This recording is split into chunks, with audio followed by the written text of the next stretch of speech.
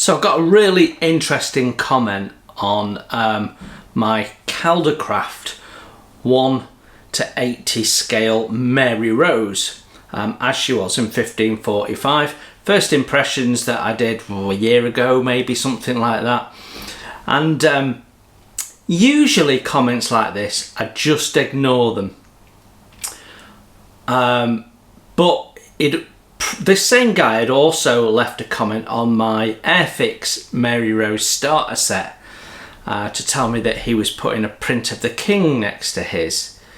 So I sort of, he just hit that moment where I felt like I'd reply, because normally a comment like this, I just ignore it. So the comment goes like this. Now, I know he's not a subscriber. I know, because he didn't say hello Jason or hi or anything like that. There was no pleasantries. I'll read you in full what he said. How much is it? Now, the reason why I don't usually reply to these comments is, quite frankly, I'm not your butler. You want to know how much it is? Go and find out for yourself. I'm not a service provider. I'm not Citizens Advice. I'm a little busy. So, and the thing that I always find slightly amusing, this is just severe laziness, isn't it? I don't care how old this person is. I don't care if they're 12 or 112. It's just laziness.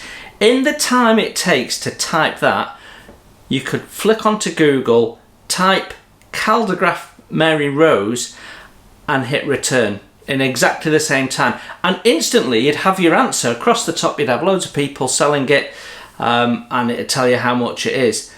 But this person has left that comment and then is waiting for me to answer. I just think it's bizarre. Anyway, it just hit that moment. Back in work after being on holiday, and I just felt like, you know what, I might reply to that one. So I didn't say what I wanted to say, which was something of the lines of go and do it yourself and off. But what I actually said was, I don't know what country you're in, so you're best doing an internet search for yourself. I thought that was probably not subtle enough to miss what I was saying, which was, go do it yourself. Why should I do it for you? Much to my surprise, that wasn't the end of the conversation. This chap comes back, and I will read you the text, the message in full. England. Again, if I'd been in a different mood, I'd have probably just gone, whatever, and never responded to it. However, he caught me at a moment of weakness. So I decided that I would go with something to sort of be a bit less subtle and prove my point. And I'll read you what I said. So, do you want me to find a good deal? ? I charge £50 an hour. Now, he did reply to that. Not to say, yeah, great. And there you go, that's £50 an hour down the drain, isn't it? Would have taken me a good couple of hours. I'd have been thorough. He went, thank you, not at the moment, a bit short at the moment. Well, you won't be buying a Caldercraft Mary Rose if you're a bit short, mate, because they're at least over 300 quid. Anyway, welcome back to Table Talk. Did you miss it?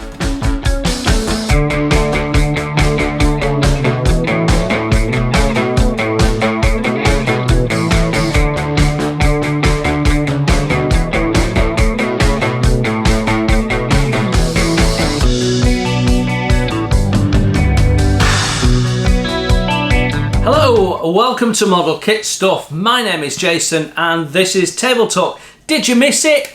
I know I did, and I know lots of people always leave comments saying they miss it when I've not done a Table Talk, but I was away on holiday. More about that later on.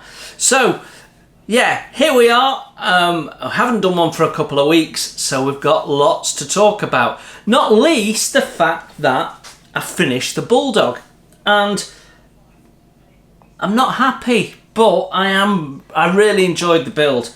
In fact, This is one of the nicest models I've built for quite some time. I really enjoyed building it. It's come together really well. It's a bit fiddly in places. It's definitely got the correct skill level on the box. Look, there we go, look at that. What I'm not happy about is the finish I achieved. I had a reaction. I think I talked about this in a previous table talk. And so it's left my surface a little bit bumpy, which I'm not happy about. As a result, I ended up doing something I virtually never do. I can't remember the last time I did this. I went and bought another one. Yeah. So I've got it ready to build, but this one I'm going to keep and see what happens on the aftermarket. There is already a resin engine out. You can get it without the rocker covers on, so you get a little bit more detail. And the same company is also doing photo etch rigging cables for it. So the company is, let me just remind myself, the company is SBS Models, and the photo etch set, there it is €10, and it looks really good when on. But they also have the two different resin engines, which also look pretty nice. So I'm not decided whether I'm gonna buy into that or not. I don't really need the bracing wires. We've done that with Easy Line and it went together really well. You will have seen that in the build yesterday, but we're getting ahead of ourselves. So yeah, really happy that I finished the Bulldog. Not finished the lifeboat yet. That's the one that I'm sort of focusing on. Although we have started the tempo. Would you like to see the progress on the tempo diorama? Just a reminder, and for those of you who are maybe new to the channel, what we're doing with the tempo is we're doing a little diorama, distress tempo that's been dumped, and then some Highland soldiers walking past. So there we go, that's the tempo. So that the most made up part, this is all sub-assemblies ready for paint. The most made up part is the front bulkhead. So that's got some photo etch on, some details on the inside, all ready for painting.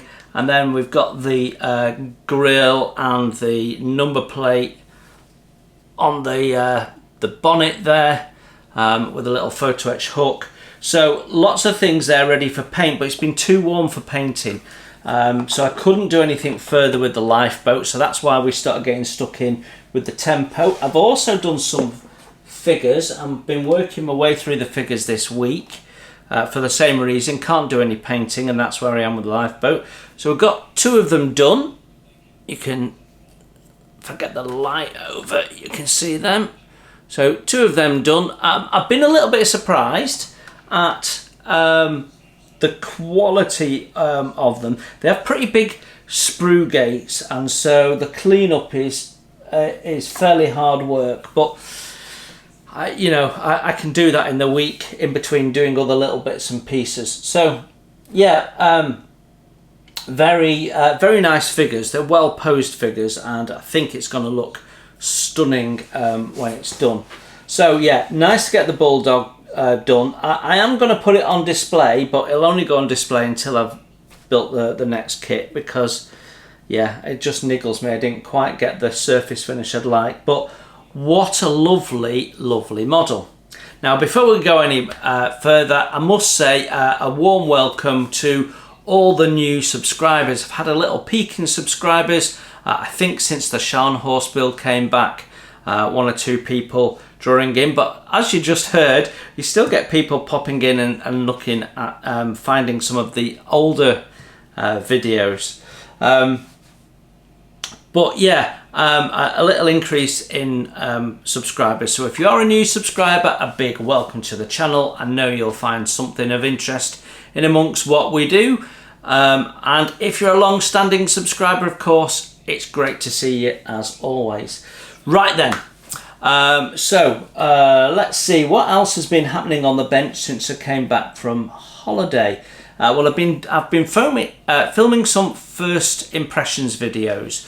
So whilst I was on holiday, I was able to get a little bit ahead with my video editing, only by a couple of weeks.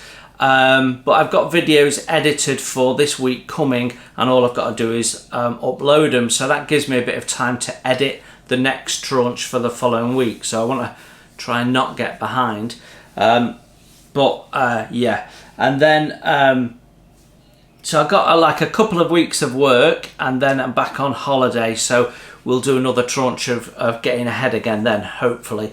Not going away this time, so 2 weeks at home, but day trips and doing things with the kids and that sort of stuff. Yeah, while I was away, in the mornings and things, I was able to edit some videos and get ahead. The other thing that I managed to do was do the plan to the end of the year of what videos are going out when. So I've even planned when the subscriber showcase is going out at the end of the year and all of that sort of stuff. Got a complete plan on a spreadsheet ready to go. Now my plans are always a little bit fluid, and you'd sort of expect that you'd know very firmly what you were doing in the next week or the next couple of weeks, and what you were doing in the next 2 or 3 months would be a bit less firm. But actually it's the other way around pretty much, because you need, when something new appears, then you want to get it out and shuffle things around, such as that. We'll talk about that in a minute. Yeah, so it's stuff appearing, like if Airfix suddenly surprise announce something, then, you know, I find out at the same time as the rest of you, to be honest. Then I'm absolutely gonna, if I buy it, that is, if I'm interested in it, then I'm absolutely going to first impression it because it's a new kit, and some of the older kits I get moved up the list. So that's sort of how it works. But what I have worked out is that I now have enough kits to do a first impressions every week until the end of the year, and some into next year. And that's partly thanks to the help of 2 subscribers to the channel, long-standing subscribers, and the first one is responsible for sending me this. This is not my kit. This is a kit that's been sent to me. Thank you very much, Gary. So I'm going to film it, first impressions, review it, and send it back. Some of you will remember he did that with the tropical hurricane from Armour Models.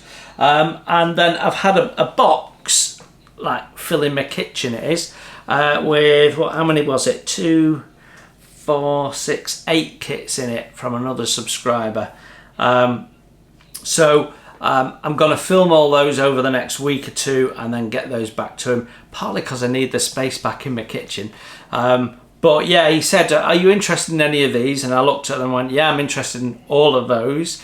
And I was sort of expecting him to come back and say, right, okay, which ones do you want first? And he went, right, they're on the way. so they arrived in this massive box. Brilliant. So some kits in there that I would never naturally buy, some brands I've never heard of. I've filmed 2 of them already. I'm not going to tell you what they are, but two of the aircraft. They're not all aircraft. Some really interesting kits. I'm particularly interested in one's a 1/172 scale vehicle, and I haven't really built anything that was tooled less than 40 years ago in that scale in the way of vehicles. So I'll be really interested to see how far it's gone. I had a little peek in the box and I was astonished at how many sprues there was. I thought, really, this would be 2 sprues 40 years ago, and it's about 20 sprues here. So I'm just hoping it's tracked. I'm just hoping it's not individual track links at 1/72 scale. Yeah, well, not my kit, so I won't be building it, but so maybe I am looking forward to it. Right, well, we'll have to see. Yeah, so I've got loads of kits now for first impressions till around about middle of January. Well, I've got a sneaking feeling there's something else coming out from Airfix. It was alluded to in their video release on Sunday. So there might be something else. We've got my birthday coming up, and it usually gets some spending money, and we've also got Telford coming up, so I know there'll be some more stuff coming into the stash. So that gives us a good head start on the year, because it's always a bit of a dry period, January, February.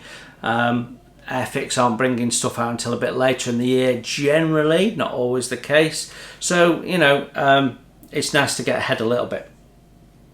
Right, now, while we're talking Airfix, I wanted to just have a little chat about Airfix before we get into the usual stuff that we talk about.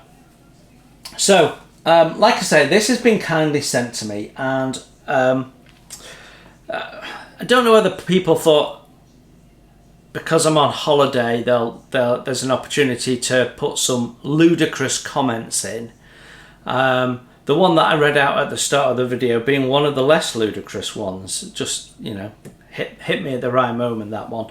But there was one over the holidays, and although I didn't have an internet connection, I still had data on my phone, and I was still able to look in, and I did answer one or two questions, and others I liked, and others I've still got to catch up on.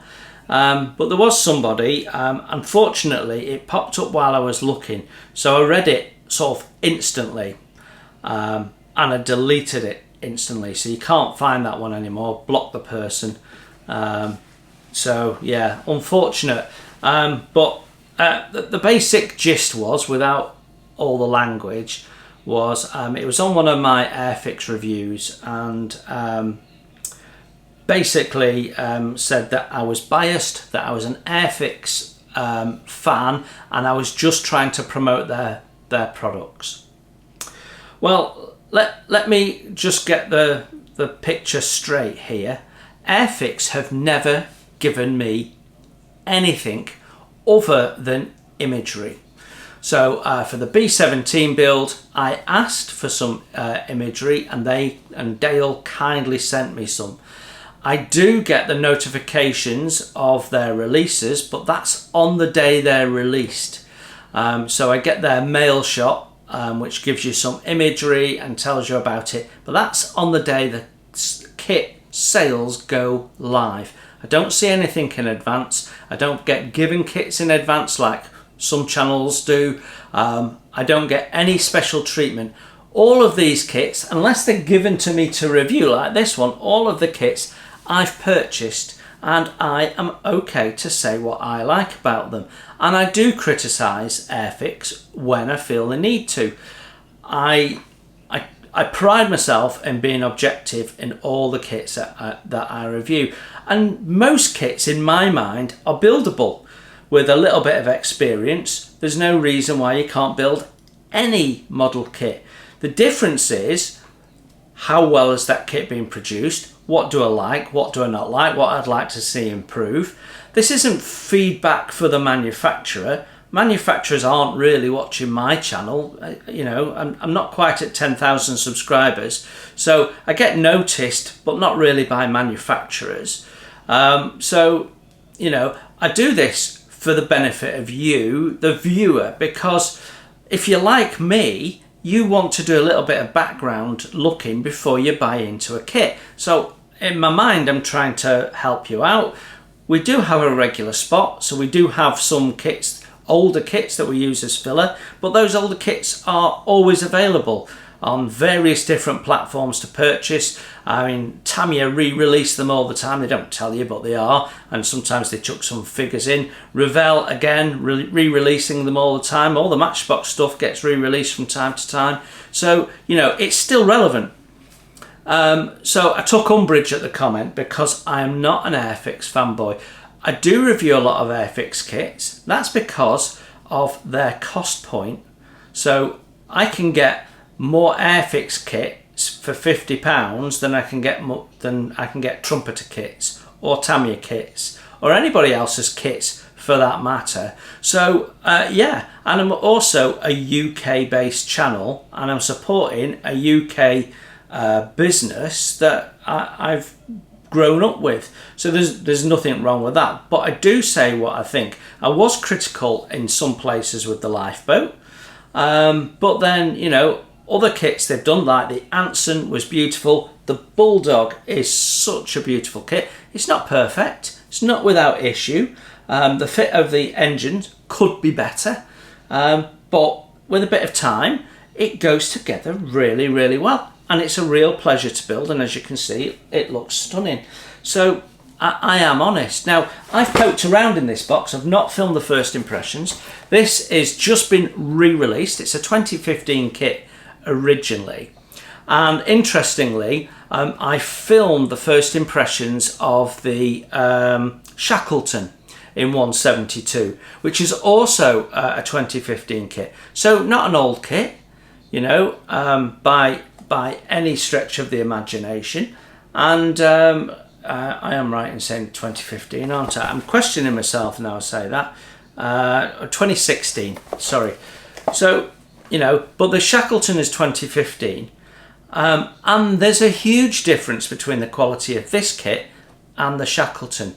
And this one is the more recent one, but the Shackleton absolutely blows this out of the water. Now, you know, this is not as nice as the Shackleton. There's a start point. And I will say that in the first impressions, and I'll be honest about it. So at the end of the day, I'm entitled to say what I like and believe what I like. If it doesn't agree with your narrative, that's fine. I don't need to hear about it though. So, yeah. I don't want people thinking that in some way I'm being sponsored by Airfix. So a model manufacturer has reached out to me and has offered me one of their latest kit to review. I've said yes. When I'm going to get it, I don't know. It's potentially stunning, and it's one for the ship lovers, which is interesting. Anyway, okay, we've had enough waffle. Shall we go back to what we've missed over the last couple of weeks and how that's gone? So if we go right the way back to the Monday that I went away, we chucked out part 7 in the Airbrushing for Complete Beginners series. That's the penultimate episode. I've recorded the last episode. A short episode because there wasn't really much to say. We're at that point, having gone through all the stuff that really causes people problems. You know, it was a slightly long-winded way of me saying you need to practice. And I gave you some examples of some of the things that I did when I was practicing. And, you know, it's like anything, you're always learning. And I'm still learning now, and sometimes I still get it wrong. And, you know, my paint's not thin enough, or my air pressure's not right, or whatever. You know, we're all human. We get it wrong from time to time. So what I'm trying to say is, if something goes wrong when you're airbrushing, don't worry about it. It's the old adage of get back on the horse and keep riding, because that's the way you progress. But it's been a very popular series, the Airbrushing for Complete Beginners. The last one will focus on doing some how to put dust down, a sort of a basic weathering technique, and then I'll leave you to go and play. We'll also cover very briefly varnishing, because there's nothing much to say about varnishing, but it felt a bit incomplete not to mention it. Yeah.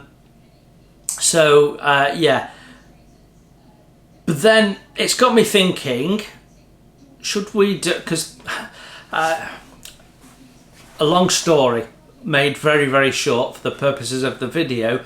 I have over the last few years been dipping in and out of a thought process of writing a book about how to be a modeler, how to do modeling, you know, modeling for people, you know, get into the hobby. I'm just wondering if this is actually the better platform rather than writing a book, because writing that book takes me away from writing another book about my family history at in the war at the Navy, which I started many years ago, when they were all, well, when two of them were alive actually, but it's probably a retirement project now, given how busy I am. So I'm wondering if this is a better platform, and maybe we do modelling for complete beginners as a series from start to finish, in the same way as we did with airbrushing, but make it a series going from selecting a kit, or why to get in the hobby, selecting a kit, and moving on from there. And we could do some bits on coming back to the hobby and what to look out for, and you know, my tips on basic tools and all that sort of stuff. I have been asked to do some videos on sanding sticks and their use of them, and we could fit that in there, and how to clean up parts, you know, the basic skills. So I'm thinking about it. I don't know if you guys think that's a good idea or not.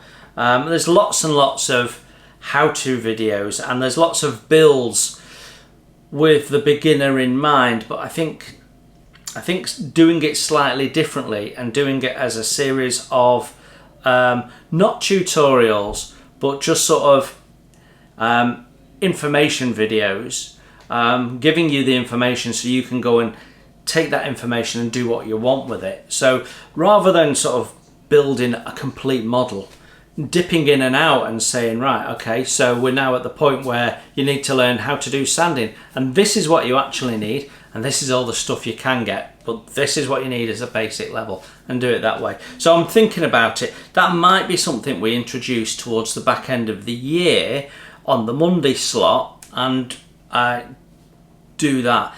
You know, from time to time magazines run them and all that sort of stuff, so there is this stuff about. So I don't know whether there's enough interest or not, but the airbrushing video suggests that there might be. Or it could just be that airbrushing is seen as really technical, and people don't think that gluing parts together and putting the paint on it with a brush is technical, but believe you me, it very much is. Anyway, following that, on the Wednesday we got to that Hobby Boss horrid Invader kit, which I bought at Telford last year, and I went to Telford and I got to buy something really big.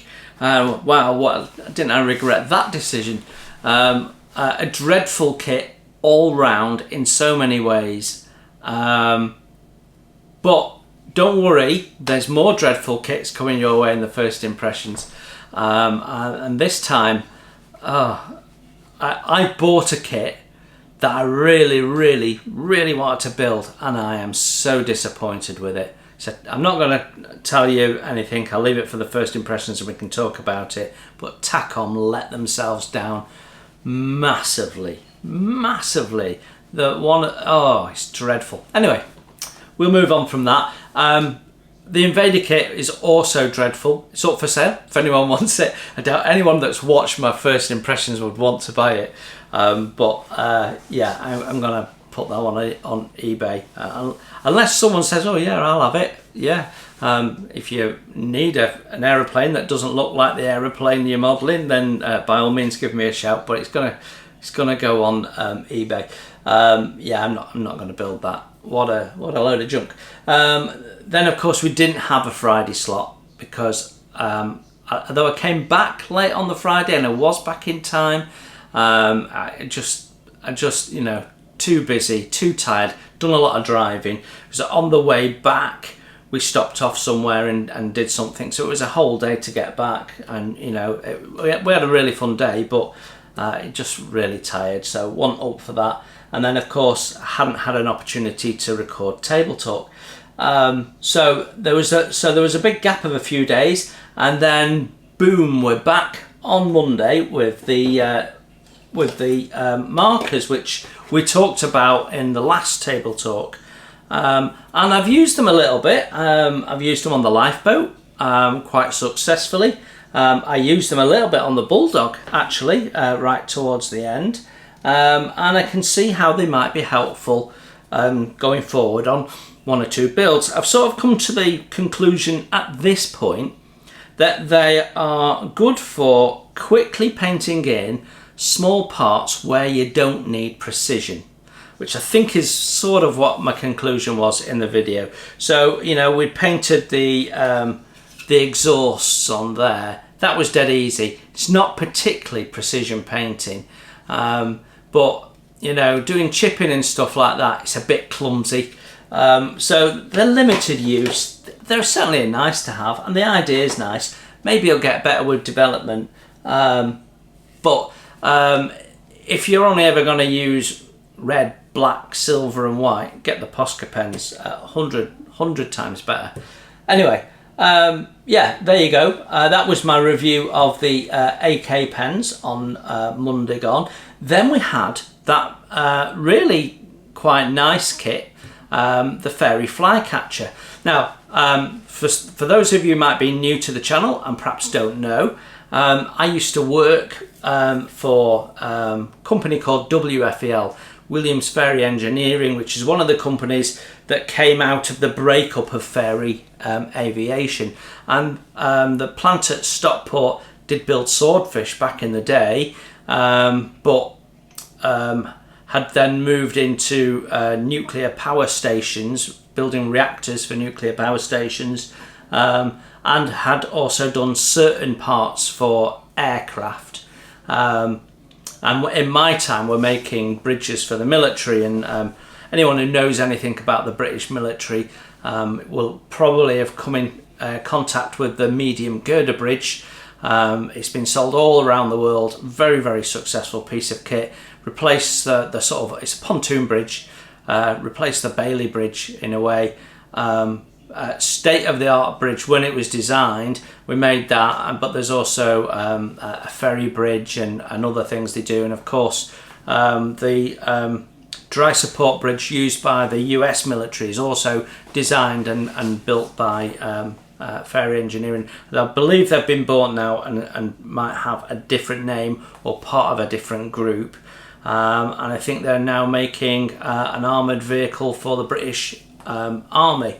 I want to say it's the Boxer, but I might be wrong there. That might be just old age getting me confused. But as a result, I'd sort of like to build as many Fairey aviation kits as I can. So that's why I bought the Fairey Flycatcher. I've never seen it anywhere else. And yeah, a lovely kit. The plastic's a bit rough by modern standards, but if, like me, you grew up building kits in the 70s or maybe before, you're used to that sort of rough kit plastic. That was the standard. So you know, you're well versed in how to clean that up and get the best out of it. So yeah, I don't mind small manufacturers, cottage industry manufacturers. They can be quite challenging builds because we've all got a bit lazy, and you know, it all fits together a bit like Lego these days, and the skill becomes in the painting, and in a way we've all advanced our concentration on painting skill, not driven by manufacturers making products for us, but actually those manufacturers have made us products because that's the direction we've gone. Why? Because the actual build bit's got a lot easier than it ever used to be. I mean, you're not filling, making, I mean, I remember you used to get a magazine and they'd have a build of a 135 scale armoured car, and there'd be tons of brass and copper and white plastic card all over it, tons and tons and tons of it to add detail on it. You never see that anymore. You just don't see it. There are some channels, I watch 1 or 2 of them, who still do that and make changes, and it's lovely, but you don't see it in magazines anymore, because generally the kits go together so much better and have a higher level of detail, and the aftermarket boys now cater for that. So you know, the skill of scratch building is sort of dying off a little bit, although you all know I like to keep my hand in to a certain degree. We've done some on the Sharnos, we did loads on the Queen Mary 2, and I'm going to be building the Tamiya 222 armoured fighting vehicle, and I will be doing some scratch building on that as well. So I'm looking forward to that as a scratch building project in an 80s magazine style. It would be cool. Fairey Flycatcher, case in point, don't need to do any scratch building. Photo etch, 3D printed resin parts, it's all there. So I think a very nice kit. I'm sure it's going to be much more challenging to build than I possibly think. And I think it's going to be challenging to build. So yesterday, you will have seen that being built from start to finish in one video. Now that made for a long video and I don't know what people thought, so I would love some feedback. If you've watched the video, then what was your thoughts? Was it too long? Would you have preferred it to be 2 45-minute videos? I asked that question because quite often I see you might get a couple of thousand people watch part 1 and then 1,200 watch part 2. So I don't know. I put it all in there so that you could watch it, pause it, come back to it, watch it in parts, skip bits. But rather than doing the sort of half a dozen videos, we did it all in one. That means that when I was filming it, I did a lot of not filming stuff that I was doing and just talking about various stages and what we're doing, but it still made a decent video, I think. But I'd like your thoughts on it, because I've talked about this before and I won't go back over it. There is pros and cons to doing it that way, and I'm just thinking we might do it occasionally. But yeah, what did people think? Did you like the style of the video? Did you mind it being you know, a motion picture length, hour and a half? You know, I don't need comments like, yeah, it was too long, mate. What I need is something a bit constructive. You know, how did you watch it? Did you sit down and get comfy and watch the whole thing? Or did you sort of go, you know what, I've watched half an hour, I'll come back to it and watch the rest later, or a bit more? And how did you digest that video? But a lovely video, shows you from the moment I open the box to the moment I go, right, let's talk about the kit. And I am well pleased with this kit. It's a beautiful, beautiful kit, and it really captures it well. And I was quite pleased with my wood effect propeller. So yeah, all good. Right. So that gets us up to date. So what's coming up next week? Well, that's a good question. I'll consult my trusty spreadsheet. Where's my mouse? There we go. Oh, okay. So Monday we've got another gallery airbrush review. And then on Wednesday we have first impressions of a 1980s Matchbox kit. Those of you that watch Table Talk regularly will know what kit that is. I have sent Peter Oxley an email saying, oh, by the way, you might be interested in this video coming up on Wednesday, because I know he's not reviewed it in one of his Matchbox videos, so I'm sure he'll be interested. I know it's been re-released by Revell, so you can get it, but it was quite some time ago. So yeah, that comes out on Wednesday, and then on Friday we're back to Scharnhorst Part 14, which somehow doesn't feel like in one way it feels like we should be on Part 20 by now, but in another way it feels like Part 14 already.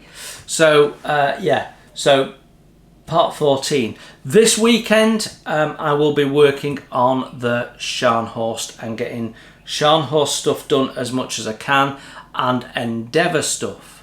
Now, talking about the Endeavour, we had talked about bringing Wooden Wednesdays back. That's not going to happen, having looked at how many first impression kits I've got for the rest of the year. So that's going to hit the Monday slot, and we'll get back to every other week, and then what I still plan when the Endeavour's finished on a Saturday morning to do wooden stuff. So then we'll have the Fly coming back, and that'll be every other week on a Monday. So we could have, in the new year in 2025, we could have wooden kit building on one Monday, and then the following Monday modelling for absolute beginners, and just alternate the weeks for probably several months, I'd imagine.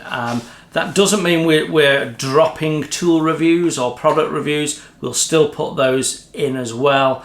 But that Monday slot, it's gone from being a bit concerned that we won't have anything for it towards the back end of the year to having some ideas now for it. And I have some other ideas jotted down.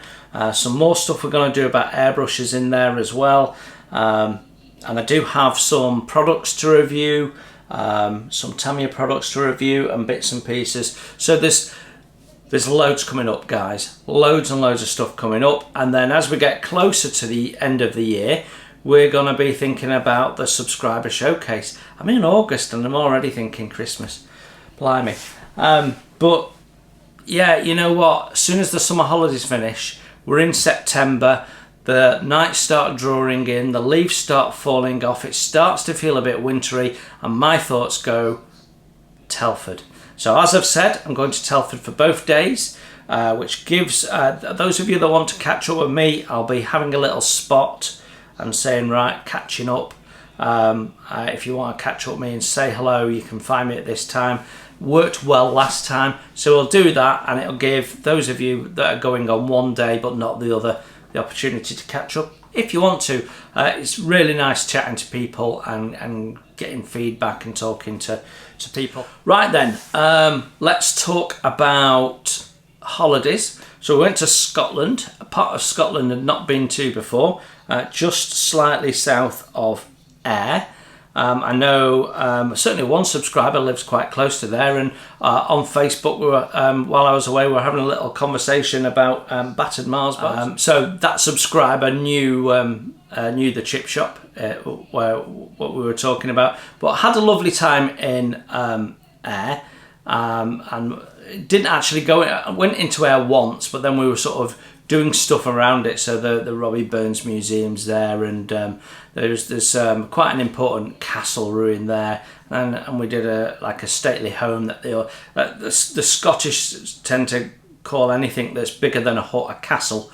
So there's a lot of castles around there. Well, one of them had boards up, and it was talking about the history, and it was showing an entry of someone who had visited the castle in the 1800 and something, and described Scotland as having a winter for 9 months of the year, and that the other 3 months of the year were horrendous, which I thought was funny because we had the best weather of the year so far that week. We felt really, really lucky. So for those of you who've never been to Scotland, or never likely to go to Scotland, or various different parts of the world, here's some photographs of the holiday.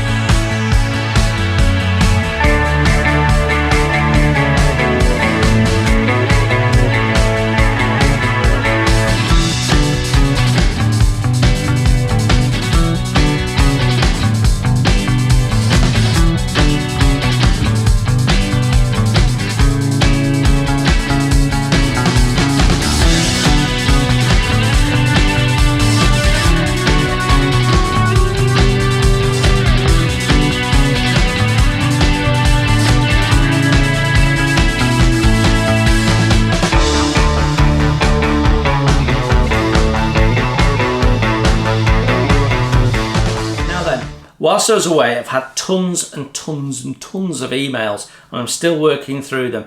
So what I don't want to do is mention special people and then miss somebody. So I'm not doing it this week. I'll do it next week when I've been through all my emails and I know who, if anybody has put anything into the donations pot.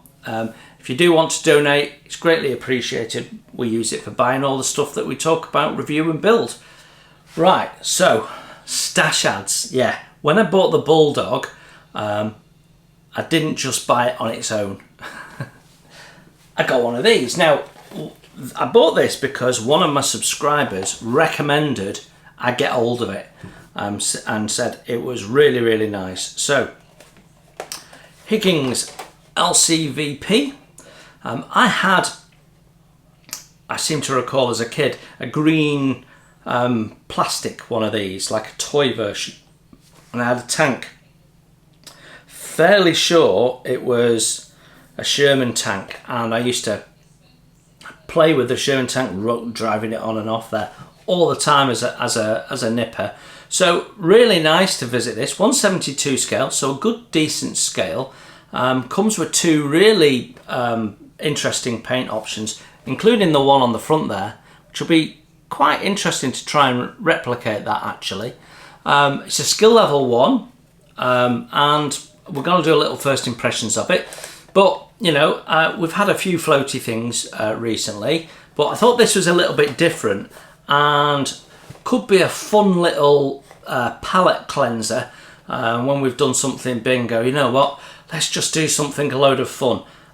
So yeah, I got that. It costs pennies in the grand scheme of things, and gets me another flying hour as well. So yeah, all good. I effectively got it for free because I used my hobby points off the Airfix website, and my hobby points was slightly more than the value of that. So it was a chuck it in and get it for free.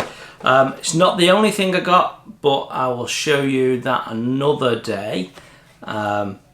Yeah, next week I'll show you that stash ad because I've got something else to show you. Now this is a stash ad, but I haven't bought it. This is a gift. So as we were talking donations. So the same gentleman, Dom, thank you so much for this, by the way. This is a classic ship, one of the few Airfix classic ships that I did not build as a kid. I built quite a few of them, you know, I'd get them for Christmas and the like. So this is the Endeavour Bark 1768.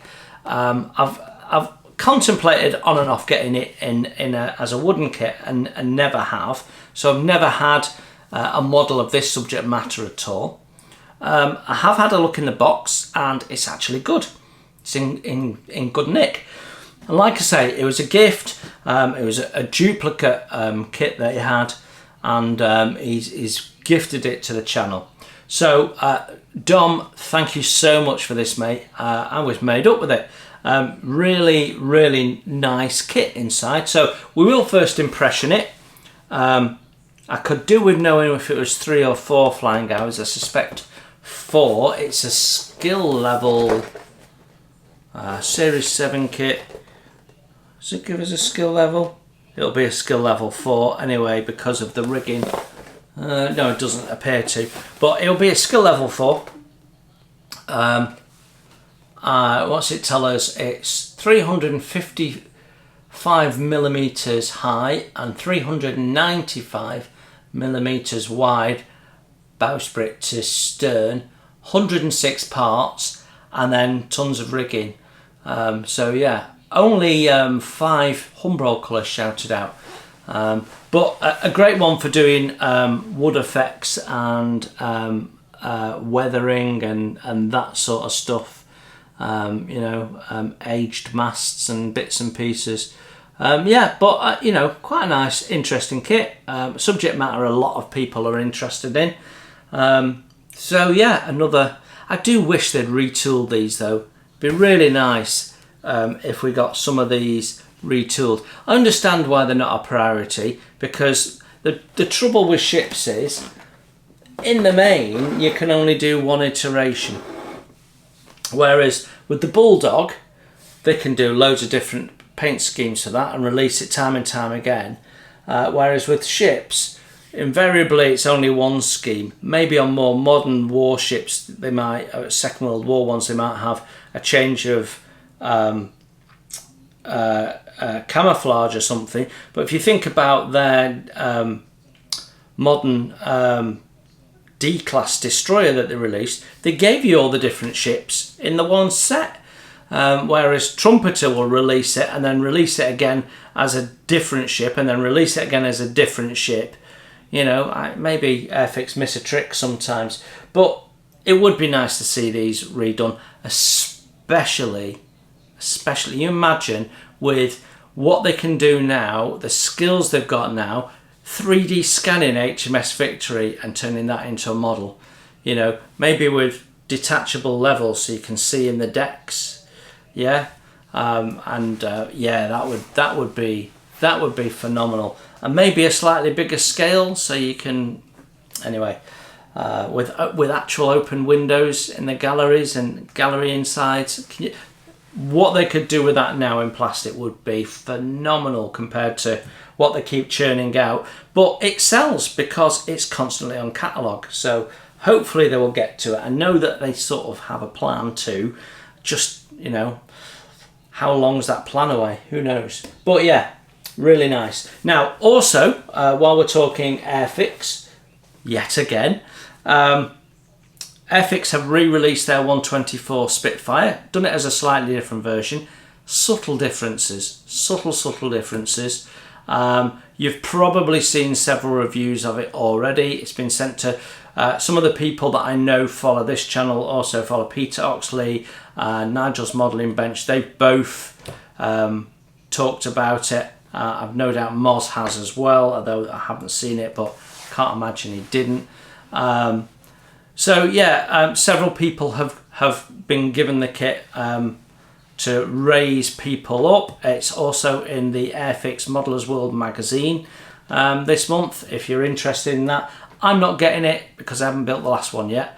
And there's not, you know, it's subtle differences, and I'm not into Spitfires enough to go, oh, I've got to have one of those. It's, yeah, I mean, it virtually looks the same to me, although I did think the paint schemes were nice and colourful.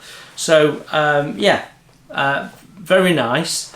But we will see what's coming along later in the year from Airfix. Now, I was wondering about maybe doing a monthly sort of Airfix spot and bringing all the news that comes out of Airfix each month and just bringing it to you, because unless you're a member and you're signed up to all of these things, you don't see them. So it might be worth me doing a sort of Airfix monthly spot. So if you think it would be a good idea for me once a month to do a little video on all things Airfix, new releases, what they told us is coming up, you know, we can do deep dives on new kits and bits and pieces from time to time, talk about not just the kit releases but the new stuff on that they've got in their products range, Humbrol, and their range of products as well. You know, a sort of Airfix spot once a month. If you think that would be interesting and you'd like me to do it, again, let me know in the comments. If there's enough interest, what I'll do is I'll reach out to Dale and say, look, this is what I'm planning to do. Any chance I can buy one of them black t-shirts off you? So I've got a t-shirt to wear while I'm doing it with my Airfix cup and glass. So I can look presentable, and we'll make it look like a proper Airfix monthly thing and just do a focus on Airfix, because I get lots of information from them and regularly getting kits of theirs, so it might be a nice thing to do, but I don't know whether people would be interested. If you are, if you think it's a good idea, let me know and we'll give it a spin. Well, I think that's probably about it for this week.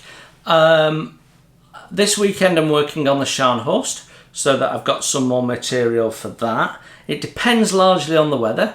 It's not great weather for painting at the moment. You know, the humidity and the warmth is messing around with painting time. So it might mess around with my sequences, and I might end up doing some photo etch work on the lower superstructure, but you know, we'll do something. I can't have a weekend where I didn't do modelling. That's unheard of. I'd, you know, be on my deathbed and I'll be going, just bring us a tray with that model on. So yeah, Scharnhorst is the plan, and a bit of the Endeavour, and then trouble is with the where I am with the lifeboat is I've painted all the lower hull, and I got some black. I painted the blue first, and I got some black paint has gone through the masking onto the blue. So I've got to rub it down and repaint it, which is a drag, but it's where we are. And then, I mean, everything's built up, it's just painting at the moment, and it's not really painting weather, particularly not painting with airbrush. Oh, and I've lost the steering wheel for it. So I had it in one of them silly daft, have I got them here? Yeah. One of these silly daft Tamiya clips. And I don't like them as much as these. So for small parts, I quite like putting those in because they grab really tightly and they're flat. These are cylindrical, so actually the surface that's in contact with your part is tiny. It's a fraction compared to that. Anyway, I had the steering wheel for the lifeboat in there. I'd painted it, and I'd come to put it back in its slot on the stand. It's on like a rotary stand, and it just, bing, I heard it hit something plastic and gone. So I have got to go through all of this, strip it to find a steering wheel, or scratch build another one, or not put it on. Haven't quite decided yet. But I don't fancy stripping all this to then go, oh, I can't find it anyway. I mean, it's hours, isn't it? Well, something to contemplate. Yeah, I think we are done. So, we've covered quite a bit there, actually, haven't we? So, thanks very much for dropping by. Loads of stuff coming up, as always. Lots of exciting stuff. And, yeah, later this month, it's my birthday, and I've got a couple of weeks off, and that's going to give me a chance to get loads of modelling done, and we'll get really ahead with that tempo. It'd be really nice if we're sort of doing, if we can be doing weathering in September, I'll be a happy bunny. Anyway, thanks for looking in, thanks for bearing with the video and watching the video as always. I know plenty of you enjoy our little catch-ups. So I will see you next week on Table Talk, and I hope to see you on Friday when we do our premiere, and it's advert free when we premiere, and you can go into the live chat and chat with fellow modelers, fellow subscribers. It's always a good laugh, people from all around the world, and we can have a good chinwag while we watch my latest build.